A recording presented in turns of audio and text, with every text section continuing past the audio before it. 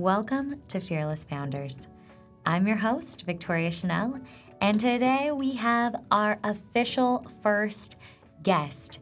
This is someone who I actually dreamed of starting Fearless Founders with her because she embodies everything that I believe a fearless founder is. And not only has she had great success in the business world, but she has made an impact in the lives of veterans through her Heal the Heroes program and the lives of survivors of child trafficking. Not only that, she went from living in her car to owning an island in 6 years. She's been featured in every publication. I am so excited to have the one, the only Britnie Turner here today to talk about how you can find your purpose, how she went from living in her car to owning an island in 6 years, and everything in between. Now, if you haven't yet, please subscribe because I want to keep doing this. And I want to keep bringing some pretty awesome guests on. And I can only do that if we have subscribers. Britnie Turner. Something people don't know about you, Britnie, is that you went from living in your car to owning a private island in 6 years. Did you want to tell us the secrets? Yeah, the secrets are what we're talking about today, which is all about being a fearless founder. And I will tell you, as much as I appreciate that name, I was not fearless at all. I do have a tattoo inside my lip, and it says, "No fear." And that's a reminder to me. I'm into the reminders. It says "no fear," which is a summary of a scripture that says, "Do not be afraid of them, little children, for you have overcome them. For greater is he that is in you than he that is in the world." And today, as a person on your Fearless Founders podcast, I can say it's not about being completely fearless. It's about having a why that helps you overcome the fear, the obstacles, the pain, and the lack of knowledge on knowing exactly what that next step is in a safe environment. Sometimes you're going to have to step out on faith. So my story doesn't end at the island, thankfully, but the island is a piece of the bigger puzzle, which is I'm building essentially an army, a force for good. And that's from entrepreneurs to first responders and veterans, all the people capable of truly changing the world by solving the greatest issues on the planet. That's what I'm interested in doing it. And all my businesses, my assets, my resources are focused on doing just that. And so, how do you go from living in your car? Well, how did I end up there in the first place? I have wanted to help stop trafficking since I was 12 years old. I watched a documentary and it was something I couldn't unsee. When I was exposed to this horrific of an issue, I essentially woke up. I realized that though that was not happening to me, I lived in a country that if I tried, I could do something about this. And to our listeners today, I want to encourage you that if you have seen something or heard something that moves you to heightened levels of anger or sadness, just really moves you, the essence of that thing that moves you is passion. And people say, follow your passion. But I believe the thing that's moving you, you can find a way to integrate that into the rest of your life, then you can become an unstoppable force for good. You only have a grace for the thing that you have passion for, if that makes sense. But we don't all have the same thing. Now, you're going to find other people with similar paths, and you're probably supposed to do something together versus be competitive about it. But I think that we are part of this beautiful divine plan, and we will only be fulfilled when we're walking in that purpose. I believe in that. And one of the stories, how I actually found you, to go with your point of finding people who are doing what you want in your path and coming together. We have a mutual friend and I'm telling him about my passions. I'm like, I want to help survivors of child trafficking and end child trafficking. I want to show people how they can use their business to be a vehicle that goes and helps fund their nonprofits and passions. And he's like, you sound just like Britnie Turner. You sound just like Britnie Turner. And I'm like, who in the heck is this Britnie Turner gal? I have to meet her and know her. And that's how I ended up in your G-Force program, because you are completely in alignment with all the values that I believe in. And I'm just really grateful that you followed your calling and your path. Thank you. Yeah. Well, that's the point of that program. It's to help people find enough clarity and systems to stay clear so that they can weave, again, this purpose into their whole life, because so many people take a job or do things for a living just to make money, and then there's the rest of their life. So to me, that's almost a form of slavery, where you're selling this time for something else, hopefully later. There's a difference between sacrifice and like pushing yourself and taking the time to get the tools, resources, and education versus selling that time. And if we can weave our purpose into everything down to our daily decisions, then we're going to have that joy and fulfillment even on hard days, even during dark times, even with all the unknowns. You're still going to have a life worth living. And I've struggled with suicidal thoughts since I was a teenager, which is kind of a crazy thing to share. I've actually never shared that on a podcast before, but so much of the programs that I've created not only help you become the Forbes 6 fastest growing woman-owned company in the world, or the top 3 in the nation fastest growing this, fast. There's a lot of speed of growth things that I've won. The secret behind it all is that clarity of purpose, which not only helps you scale and become a deca multimillionaire or whatever your calling is, rescuing thousands of babies. The secret behind it is it's also a reason to overcome that darkness that tries to knock you out of the game. And if you are somebody that's struggled with depression, suicidal ideation, anxiety, like all those things, my best advice is to find a way to integrate that purpose, because that's a life force and it's not an excuse to live. You don't want an excuse to live. You want to be excited to live. Absolutely. But I have seen the darkness try to knock out so many powerful people who really do have a trajectory for freeing or helping people at scale that nobody else ever has. And so in my experience, the only way to overcome the darkness is to become the light. And so the things that I taught you were not only helping me scale my business through clarity, but it's reminding you of why you're here in the first place. So to speak to that, how would someone go about finding their purpose? Because I think a lot of times people live their lives thinking, well, my mom wanted me to do this. My dad wanted me to, I should do this. Mm-hmm. How do you find the clarity to find your purpose? Well, you got to start with getting all the shit out of your life. Yeah. Get all the shit out of your life. Okay, what's the shit? The should. The should. The should.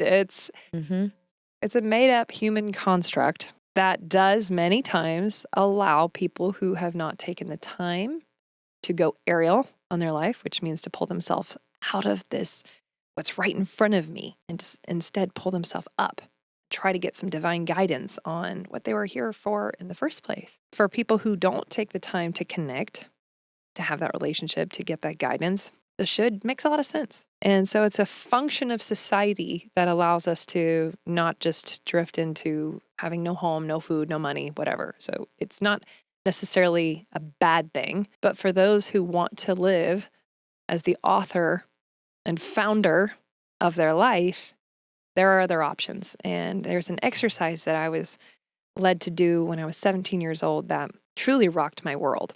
I went to this little leadership school, and they brought in the most incredible speakers from all over the world to speak to our tiny school. It was kind of an interesting situation. And I walked into class, and the speaker said, "Today, we're going to write our eulogies." And I was like, the heck?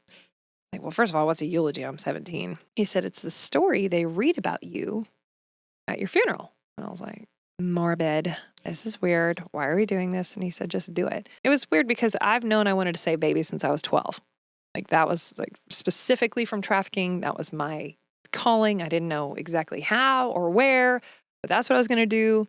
And so from 12 on, I lived a really good life. I wasn't a bad teenager. You know, I'd never cussed, drank. I was a very pure kid, and all the things. I did the right things. But when I wrote that eulogy, I started bawling because though I was a good person, none of the things that I really wanted to do in my lifetime was I on track to doing at all. And so that was really the thing that made me go aerial. I know I keep saying that word, but I name everything in my life aerial for a reason, because it is a constant reminder for me on how to have that perspective that gives you an edge, how to lean into that divine guidance, how to become your higher self. It's like means so many things to me. And so that was the first time I really looked at my life and I recognized my humanity and the fact that the only thing guaranteed in our life is that we're going to die. And that's not something to get morbid about. That's almost something freeing. Just like people who have terminal illness finally have the freedom to do the thing they really want to do, so do you. You're going to die too. They just think it's sooner, but we never really know. So anyway, all that to say, if we're going to die someday and we will be forgotten eventually, which is also an interesting, deeper thought, then what's the ripple effect you want to create in this one chance on earth? Like, what do you want to do outside of ego? Because even legacy is ego. I don't specifically know exactly all the things that Alexander the Great did. This guy basically conquered the whole world, and I don't care because it's been a long time. The point is, no matter how many great things you do or big things you do, eventually you will be forgotten. So the point isn't about you. It's about what is the ripple effect you created. And I think one of the reasons we're here is to help end suffering for people as an expression of the love inside of us. And so how are we expressing that with our time, with our energy, with our focus, with our response to what's going on in the world? And so anyway, I wrote my eulogy and I woke up that day, and instead of just living as a good person as I went along, I started living intentionally. And next year I bought my first house as a waitress, barely able to save up the $2,000 for that down payment. And I bought that in 2007 in the hopes of creating cash flowing assets right before the greatest economic meltdown in the history of mankind, when I, in the process of buying it, heard about a thing called flipping houses. And if you flip a house, you can make like $10,000. And if you save that $10,000 and you save all these different chunks of $10,000, then you could have $100,000.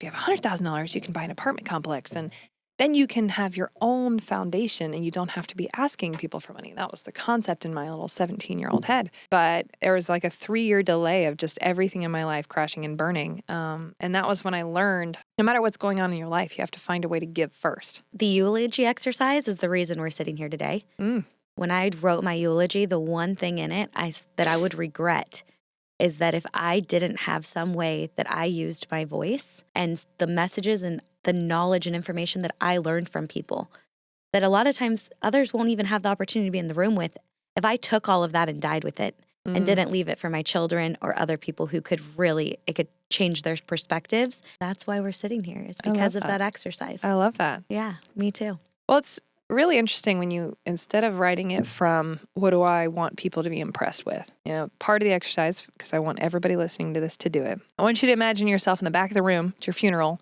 ghosting it up. Just you get to listen is my point. But you don't know anybody in the room. Don't pretend like you know any of those faces, because I don't want it to be you listening to the story or having that story written to impress someone else, because this is how we get the shit out of our life. What do you want to hear? What would you be proud of that you got to do in your lifetime and you got to become in your lifetime? The person you became is really the only thing you can control. Everything else is just an expression of what's on the inside. So what are you proud of? And when you're listening to that, I want you to sit down for 15 minutes and I want you to write down what you hear. And the interesting magic behind that is your soul knows what it came here to do. And so when you write it from that place, then you've got the long-term vision for your life. From there, we can start creating, it's called backwards planning in the military. We can start creating this backwards plan on, okay, if that's where we're going, then where do we need to be in the next 5 years to be on track with getting there? All right, just like a road trip. If we're going to be there in 5 years, where do we need to be in the next 1 year? Where do we need to be in the next 90 days to be there in a year? Where do we need to be next week in order to be there in 90 days? What do I have to start doing today? What do I have to drop today? What habits, what limiting beliefs, what people are blocking me from making that story true that I've just held onto out of habit versus out of intentionality and forward thinking and this vision? There's a scripture that says, where there is no vision, the people shall perish. And that's for every area of your life. A lot of people are forced to have vision for their businesses, or nobody will lend to you, or nobody will buy from you. What if you take that same amount of seriousness and applied it to your relationships, your health? You have the opportunity to start doing that now. Absolutely. I love that. And I like how you had us highlight too into the 5 categories. Are you okay sharing that right now? Just Sure. once they write it, spend 15 minutes writing your eulogy. One thing we want to do with this podcast, just so you know, every episode that comes out, we're having a PDF download for people. So when they hear things and they want to go take action on what they heard, they have that PDF that they can go in and they can actually take action. Love that. So 15 minutes is what they're going to do. They're going to sit. I like not doing longer than the 15 minutes because after that, you start thinking of I feel like the ego kicks in. Yeah. Right? It does. You had us do this exercise where we would highlight. So what were those highlight colors for? So what you're looking at this is like one of the more complicated things I teach. But if you're looking at your eulogy for long-term vision, then how do you start turning that into a plan? And so if you can highlight the most important areas like your relationships, your health, your finances, and your impact, then if you're looking at your eulogy, all right, if I want to be there at the end, is there any guidance in there in those categories? A lot of times you're not going to find like your fitness plan, but you can ask yourself, if I'm going to live that long, what does my fitness plan need to be? For me, I want to be personally using my hands and feet to rescue kids for a while. So if I picked up smoking or start drinking really hard or don't work out, it's not going to be a conducive habit to the story I want to be true at the end of my life. So now I have a why that's bigger than this short-term high. And that why can allow you to overcome that destructive thing. And so if you don't know why not to, then why not? Absolutely. I freaking love donuts, Cheetos, and all those things. Instead of becoming a form of rebellion for the fact I was not allowed to eat sugar growing up, all the sugar I want, instead of just being rebellious, I now can attach my health to where I want to be at the end of my life. And I need a runway. And so I'm going to stop sabotaging because out of rebellion or something stupid, whatever reason we're doing it. So now this is important enough for me. It becomes a priority. A lot of times people just prioritize one thing and then they get really good at that. But in order to, and you can be a force for good if one of those pillars of your life are together, but you become an unstoppable force for good. All of them are not only aligned, but synergized and harmonized, going in the same direction. I mean, anybody on here has ever been divorced or been in a really painful relationship. It is a huge distraction. It's super hard to be visionary and deep and impactful in life when your closest relationship sucks. So if you can align your life and find, attract, and keep a purpose partner, then you're being fulfilled together. You're taking gains against the enemy or whatever you are trying to do. You can do it together versus having this home front saboteur. Yes. Trying to destroy you from the inside out. So that clarity drives so much of my life. It drove, again, the decisions I make, what I eat, what companies I start, who I partner with, podcasts I say yes to, how you form your company operations, to the people you date, to the person you marry, to when you have kids, if you can choose that. Like all these things are filtered through this synergized vision, but most people won't take the time to get clarity on their own life, which is just nuts to me because I've had to do it forever. I'm just too distractible. I'm not driven naturally, like at all. Believe it or not. You would never know. People would never know that because I've done a lot of cool sounding things. But the cool sounding things are a byproduct of vision and knowing my why. And one of the things that I really recommend people do is get out, find a way to go serve, even if going on a mission trip to Honduras, even if you don't feel like you're called to the Honduran people, like find a way to go serve, go places that need help and recognize, see suffering with your own eyes and see your capability. Because one of the most annoying things to me is that the people with the power to make real change are knocking themselves out of the game, are TikToking their time away, are escaping the reality, drinking, cheating, whatever it is, or just believing that they're not pretty enough, skinny enough, worthy enough. And that's the biggest lie distracting you from all the people whose lives depend on you. You were given different gifts for a reason. How do you utilize those gifts in your one chance on earth? I think that's the test of the heart too. Did you really learn how to love? We're going deep here, girl. I love that. I think we need to go deep. I think the world is so surface And it's these conversations of saying, look, even your point of I'm not driven, because some people are like, well, I'm not wired like that. You don't have to be wired like that. Mm-mm. You have to have a vision Mm-hmm. and execute that vision. Mm-hmm. I love what you said about purpose partners. Can we dive into that a little? Because I've seen over the years, being someone who got married at 18 myself, Oh, man. right? Yeah, don't recommend. I was divorced by 20. So what is a purpose partner and what does that look like? Because a lot of times people get married for not necessarily the right reasons. They're just, my clock is ticking and I need to be married by 30.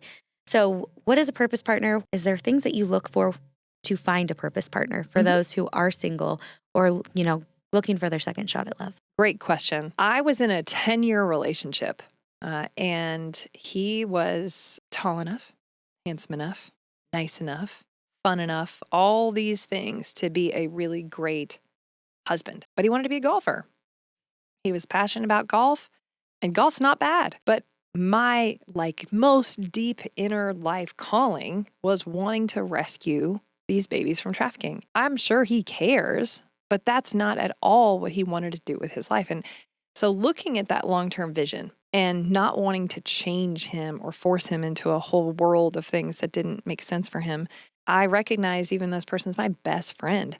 He's not the right fit for our future. And it's not that his occupation needed to be what I needed it to be.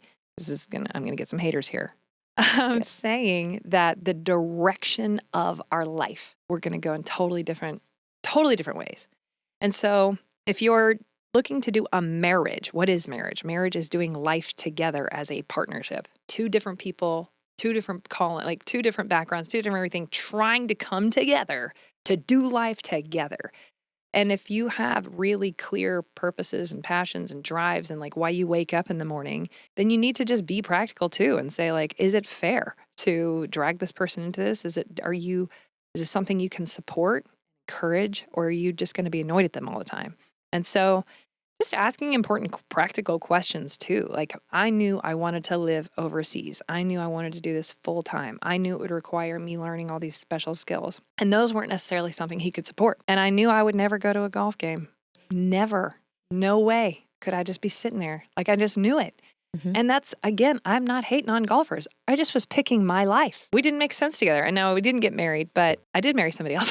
And that did not work out for its own reasons. Also, those separations of visions. Also, even how to treat somebody, which was a really hard thing we're not going to go into today. But when I met Jeremy, the funny story is, post-divorce, sometimes we just do stuff, all right?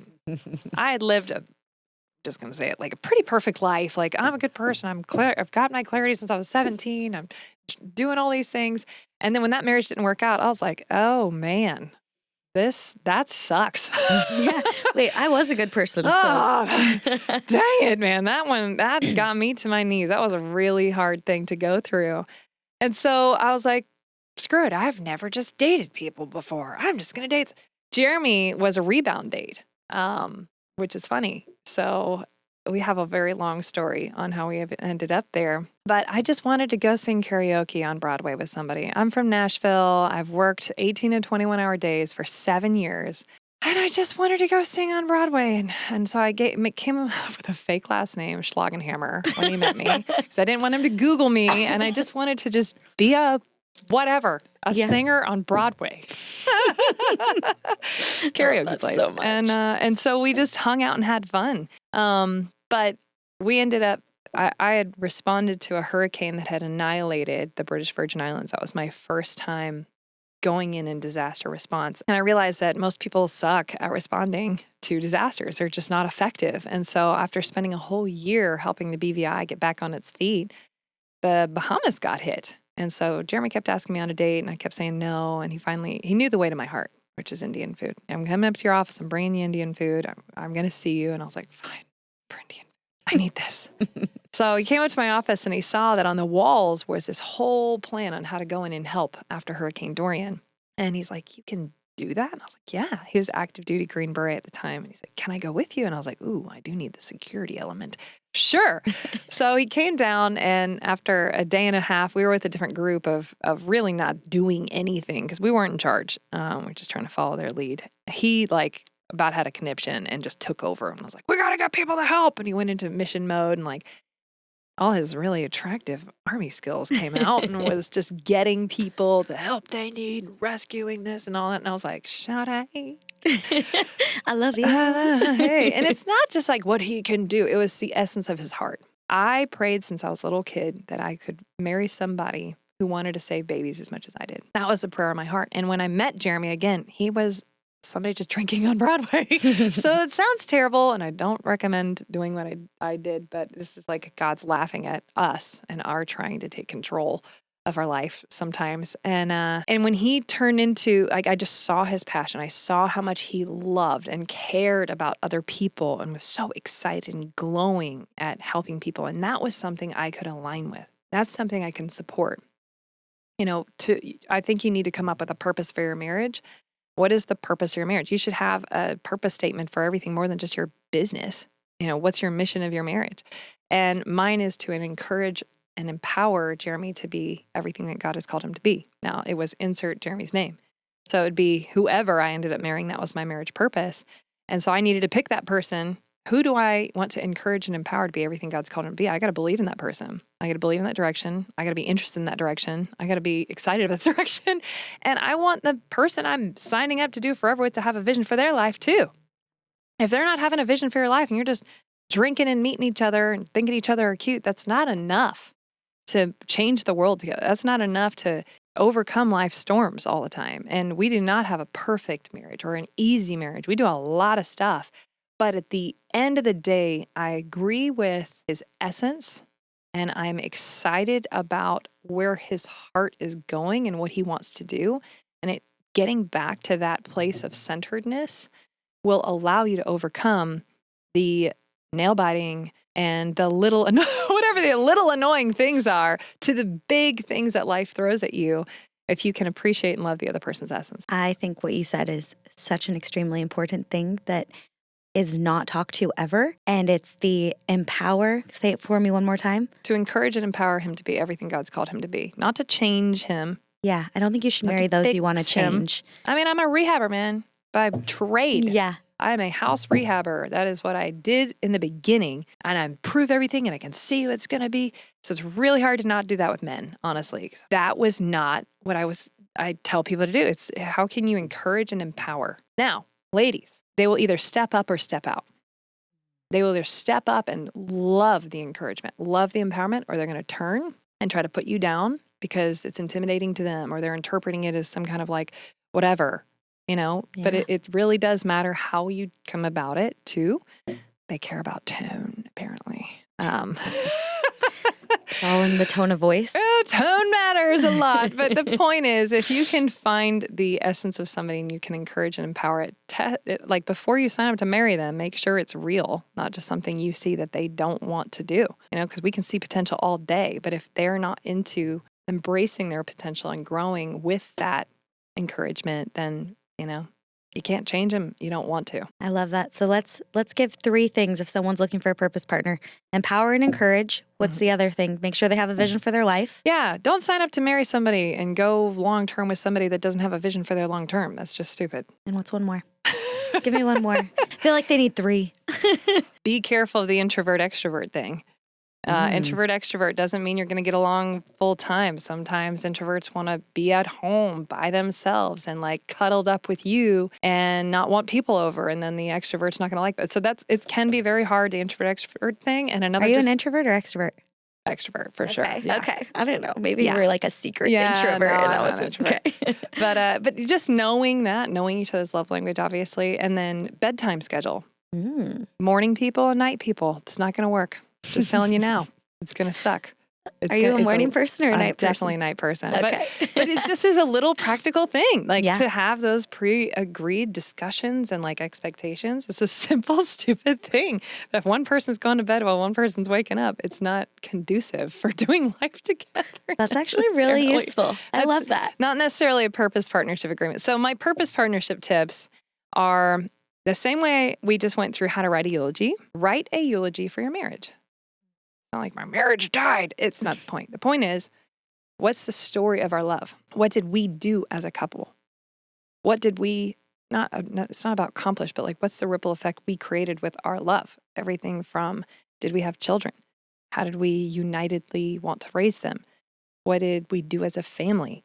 What did we do with our business? How did we make money? How did we change the world? Like, what's the story of what we did together? You can write a eulogy for anything, really. And it's just putting you in that space of seeing a long-term vision without all the should in it. I know it's getting really deep and somebody's going to get lost here, but the concept of being dead when somebody else is reading it makes you not care about all the stuff humanity says matters so much, and all the things that really do matter to you rise to the top. What is the most important thing in my marriage? Yep. And it's even above changing the world, it's laughing together. It's actually dancing together. It's taking the time before being work buddies, like looking each other's eyes and actually having that love and that passion. And I can find somebody with the right skill sets all day. It doesn't mean he's going to be a good husband. So really getting clear on the story of your love before you get married and writing that story, you're probably going to see through some things that either do really matter to one person and don't to the other. And you can like kind of pre-agree on it and at least understand and be in that vein. Or might be something that like, hey, I don't want to have kids. I do want to have kids. Well, I'm never going to change the way I feel. Well, that matters a lot. So I don't want to ruin your life. Let's figure this out now before it's too late. Yeah. I do think that matters. And just if you're signing up to do life with somebody, make sure it makes sense. Mm-hmm. It's just like a business partner. Don't partner with somebody you don't need to. Oh, yeah. It's just a lot more complication to try to have that aligned unity if you don't already agree on the values and all those stuff. So all this coming from somebody with an imperfect marriage, trying to figure it out. But together, we have created a nonprofit. It's the most unique thing. So we went from serving in that disaster to recognizing that, hey, you're really good at helping people in some of these most austere environments that nobody else has ever been able to hang in before. Do you have friends that would be good at this? And he's like, yeah, I have friends. And so extremely long story short, I found out Jeremy has like over $10 million of government training in him. And he almost killed himself multiple times, like gun to his body, ready to pull the trigger because he didn't know how much his life mattered. He thought everything was gone when he got out of the military. He believed the labels that the retirement process gives you of you're broken, PTSD, TBI, like you're going to be a menace if you're not on these pills. And like me watching this person who was this incredible war hero, barrel-chested freedom fighter, he likes to say,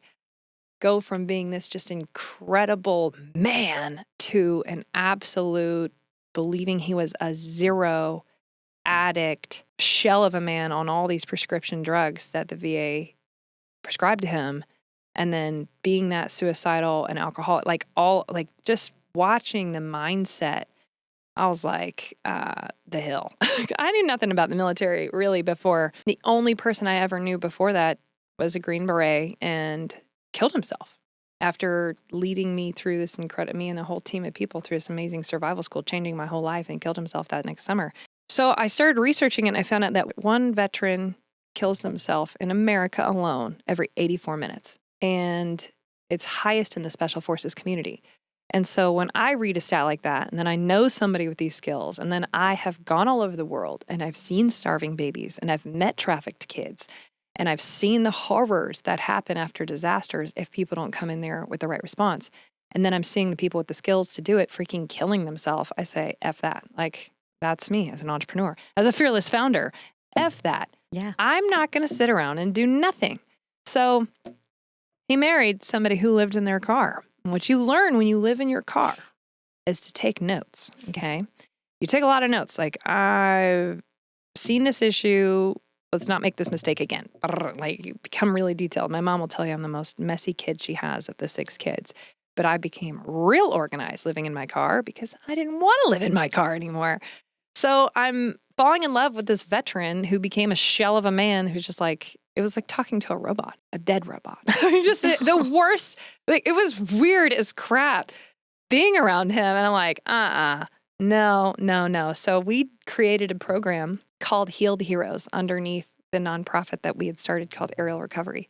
And this program takes struggling veterans and first responders through a year-long healing program that starts on my island, and they wake up.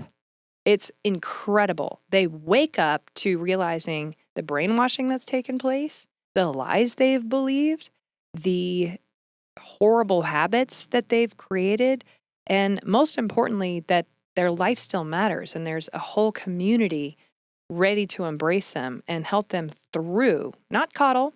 I don't feel sorry for any of these guys. I have to tell them that too. We remind them this is not a feel sorry for you veteran program.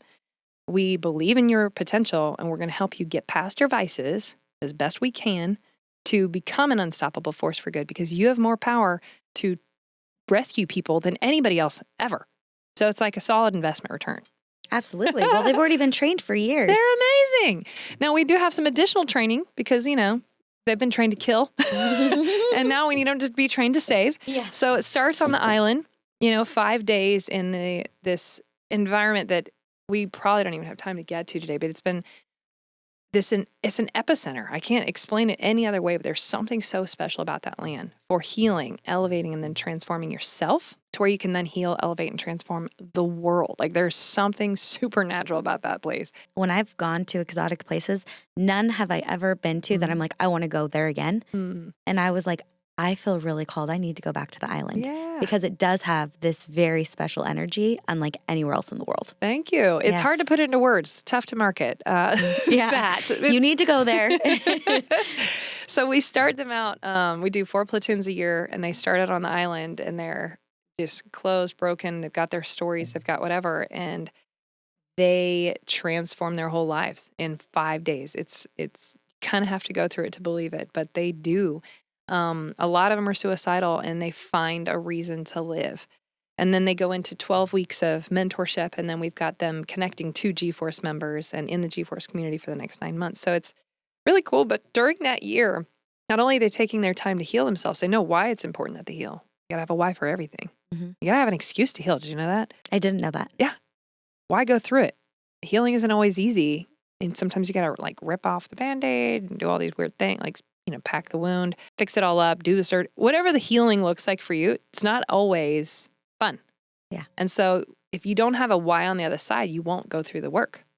And so when these guys see guys and girls that look exactly like them, that have done what they've done, rescuing kids from being trafficked, they're willing to put in the work. So they're like, oh, that actually is interesting to me. So on the other side of this year-long program, they become not only healed, but retrained to become what we've coined the phrase as humanitarian special operators. They were special operators before. Now they're humanitarian special operators, which is freaking sick, by the way. They're so good at it, too. Oh, my gosh. Unbelievable. From everything from the rescuing orphans from the front line, the Ukraine war, to we just took down a serial rapist last week and rescued 14 little girls in Mexico. So it's just, there's so many different missions for them to do that I want any veteran or anybody knowing a veteran or first responder that believes this lie to slap themselves in the face and wake up, please. There are literally sex trafficking, organ harvesting, child sacrifice, baby factories where they're just impregnating people, keeping them pregnant, and then having the baby and then selling them for parts on on these black markets. So it's crazy amounts of missions. It's endless. And we have countries opening up to my nonprofit saying, please come in and help us. We need every single operator to activate into their calling to get past the vices and know there's desperate need for you. But even if you're not into that kind of work or you're not a veteran, there is something that every single listener here is called to do. Just as desperate, just as important. It could be coaching Little League. You never know what you coaching Little League that somebody didn't end up becoming that serial rapist because they were protected because you walked in your calling. Never discredit the thing that you're called to do. No calling is higher than another. Being that stay-at-home mom, if you know that's your calling, is just as important as being president of the United States. It's all about your life. That's what's so important about getting that clarity. Thank you. I want to switch because I think that some people will probably have a lot of questions about this island where all these heroes are going and getting healed. So let's talk about that for a second. How do you buy a private island, first off? And isn't it only 30 minutes away from Richard Branson's island? Yeah, it is. It's built my career with the vision of originally creating cash flow so that I could go live overseas full time. And then after continuing to go overseas, I met families that were selling their kids for $25 to traffickers. And I realized they need more than just me serving over here in one village. They need resources. I kept seeing more and more resources needed, but they were resources that had been figured out. These are lack of clean water. Well, we know how to do that. Lack of education, food. I mean, so much to the point. Food is something we struggle putting too much of in our mouth. Like, we have solved so many of these problems. Why are the people who know the answers to the problems not bringing them over? And so that's really where G-Force was created from, was to wake up the forces for good and say, activate, come do these things and solve these problems. Because just in the development, the real estate development of an orphanage site and building one well, these families ended up being able to create enough jobs where they didn't have to sell their kids anymore. So the real issue I'm trying to solve is to wake up the forces for good. And so in developing everything from my cheapest house ever for $6,500, like $6,550, cheapest house I ever bought, to $60 million apartment complexes, to land development, to office. I've done all these different asset types, and I started with wanting to create cash flow. And then I said, all right, well, how do I create spaces that change lives?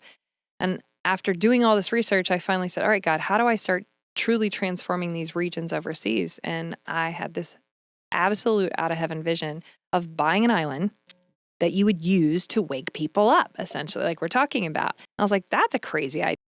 Also, the one asset type I don't know how to do. Thanks a lot, God. Dang it. A new thing. A new challenge. Yeah. New opportunity. So I thought it would be some kind of an island off of Haiti. And, you can get islands relatively inexpensively off the Bahamas or something like that. But I imagined it'd be an area of need off of Haiti. Mm-hmm. And I ended up being led to this island in the British Virgin Islands. And I was so confused. I was like, God, this place doesn't need any help. Doesn't need any help. It's too beautiful. It's too nice. And started working on renovating it just so I could even fund it, because it's expensive to buy an island. It's expensive to rehab it. And our marriage started going to hell in a handbasket, and he canceled the insurance on it 3 weeks before. We told the sellers we weren't buying it, and he canceled the insurance after I had spent a couple $1 million on it. 3 weeks before the strongest hurricane in the history of the Atlantic annihilated the BVI. And you didn't have insurance? No. Was it still under contract? He'd canceled the contract, but God told me that night, he said, you're still supposed to buy it and you're not even supposed to change your offer price. So I'm like, nah. I had no idea, but I went out there to just try to find my friends' bodies because it looked like everybody was dead. It really did. And that was my first experience with the disaster. So I did not even get the island back for almost a year, but I kept sending the sellers an email saying, I know I'm still supposed to buy this. I'm not changing my offer price. Here you go, Lord. Surrendering it to God. And after a year of serving the country, they called me back and said, God showed us your heart. You've always been the one to buy this island, and we will sell it to you. And so I got it back. It had no roof for over a year, no windows for over a year, creatures living in all the rooms. And I put one boot in front of the other and renovated it from head to toe. And it was really interesting because spiritually, the whole place shifted with that hurricane, and it became just this open vessel. And the whole theme of bringing it to life was let there be light. And it was so prayed over. And it's always been like an anointed place for transformation. But then it was like all the old was cleaned out. You get taken back to your most raw state and then reborn. And I really didn't know that this would work. Being real with y'all, it's not like I'm some insane visionary that just knows. I'm following the guidance and this faith that I have that this is the place to do this work so that kids in Africa are stop being sold. Kids in Honduras, kids in Florida. People aren't selling kids anymore because the people who have the potential to stop this issue stop wasting their life or killing themselves. And step into their power. Yes. And heal and go and pursue their purpose so they can save those kids. It's the whole point. Yeah. And so if you're listening to this, even if you never get a chance to come to the island, like, please know that you're here for a reason. Start waking up to your calling. Start activating into this stuff. Have a vision for your life. Look at what moves you and find a way to start taking the very next step, knowing you're gonna do it imperfectly, but when you look back someday, you're gonna realize how perfect it really was. And so be kind to yourself. Can't fight battles on the outside if you're distracted by the battles on the inside. And so I'm talking to myself here too. We're all talking to ourselves here Speaking too. to me. But I brought this place back to life, and it has been like living in a movie because I cannot believe the kinds of transformations that have taken place there. You can't design into the walls the kind of life that people have found. And I've done my best to create and to really tap into what does create that kind of healing and transformation to where we've got beautiful healing food that is so nourishing and you're not essentially hung over from the food you eat. It's life-giving. And then we've got activities that get you back connected to nature. You want to be swimming in the ocean. You want to be walking the trails. You want to be going through the garden. You want to be eating that food. You want to be connecting to our horses. All of our animals are rescues there. Like you want to be the essence of what I think so much of what mankind was made from, that we get away from in this modern society. It takes you back in a really luxurious setting. So it's, you have to go. Really grateful to have spent the time with you there. Yeah. And to see you blossoming and to be part of your podcast. I heard this in your vision. We talked about it and you're doing it. You're doing so much of what other people don't do, which is to bring your dreams to reality. What advice do you have for people? Well, I think something that I really learned there was, first off, find your vision and then see what you need to do to execute it. But what I had to give myself grace with this year was that things don't always happen on the timeline you think they should. I wanted to launch this podcast last year at this time. Oh, man. We're a year later, but I don't think it has to do with if you're late to doing it. It just keep doing it. Make it happen. I'm sure your timeline with the island, right? You're doing it and then the hurricane comes. Well, our grand opening date was April 1st, 2020. I don't know if you guys remember what 2020 was, but yeah, it's not the year for resort openings, people. The country shut down for almost 2 years. I mean, the borders closed. Nobody in or out for 9 months. That sucks. That's not ideal. But yes, I think that's wisdom. So much wisdom. A lot of people just beat themselves up. I didn't do it on time, so I'm never going to do it. Just do it. It doesn't matter when. It doesn't matter if you're 50, if you're 70. If you feel called to do something, do it. And then, were you ever scared? Borders close. How often during this process, right? Because we're hearing all of it, but how often during those times were you feeling fearful, or were you having to move forward with courage? Probably easier to ask how many seconds was I not afraid. Okay. I say all the time that the quote that will be on my tombstone is, "Do it with diarrhea." And that's because I'm not necessarily brave, but I am courageous. And the room I stayed in on the island while I was bringing it to life, I named courage because I had to lean into courage, which is crippling anxiety that forces uncontrollable nonstop diarrhea for years. That's what my career has been made up of. Kept me thin. No, I'm just kidding. No, it really is. I'm not trying to be funny. That's sadly been so much because it is scary, especially when you don't know and the world's telling you you're stupid or you're to this or you're to that or you're a woman. No. There's always a reason for me to feel really stupid and scared. And the dang timelines have never been what I want them to be. So I do look stupid and I have had a reason to be scared. But in the end, there's a new quote that I love, which is, "Beautiful is the day the genius finds out they ain't crazy." Because you do feel and look crazy all the way up until that moment. And then you find out, I'm actually a genius. That you don't. Like you gotta know in your heart why you're doing what you're doing, because humans will reject you. It's never been done before. You're not going to get the likes. You're not going to get the praise. They'll all say they knew you when later. Maybe. But even Nikola Tesla never got credit for what he did until now. But he's gone. And so are you willing to do what you know you're being led to do, whether or not it's socially praised in a culture designed for the likes? That's something you got to settle in your heart. I love that. And what for those who want to visit now, they're hearing about this island. Yeah. They feel called to come. Where can they find you? And how can they be part of an island experience? I love that. Thank you. Well, all the resources we're talking about today, if you're wanting to nominate a hero, if you're wanting to learn more about G-Force, all of that is on BritnieTurner.com. I can take you to all those resources, and Britnie's spelled all weird. So And we'll put them in below in the show notes too, so you can just find the link. But Britnie is Britnie. Thank you. You're welcome. Yes. Yeah. And then the island is Ariel BVI, AERIAL BVI.com. I like to leave our listeners with your wisdom that will leave them with perspective or give them hope. What is a piece of Britnie Turner's wisdom that can give people perspective or hope? You're going to die. You're going to die someday, and use that for perspective and for hope. This too shall pass. You don't regret not doing the thing you really wanted to do. Don't get lost in the should. It's exciting to know you have the ability to be a fearless looking founder and to have a powerful enough why to realize you are here for a reason. And so again, I know that sounds morbid, but I use it all day. I'm like, die anyway, might as well do it someday. So let's go for it. Let's be encouraged that they can't really take anything away from you and the essence of who you are if you're constantly seeking that guidance and going for that vision. And I'm not lost on suicide, right? I lost a brother to suicide. We've lost people. Sorry. Thank you. But my point is that when we have those moments, and even you shared today, and I want to honor you and thank you for being vulnerable, that it doesn't matter. We all have those thoughts. I've had those thoughts, right? But when I get in those dark places, in those moments, I always tell myself, if I'm willing to take my life right now, why would I not be willing to go all in on something? Ooh, pro tip.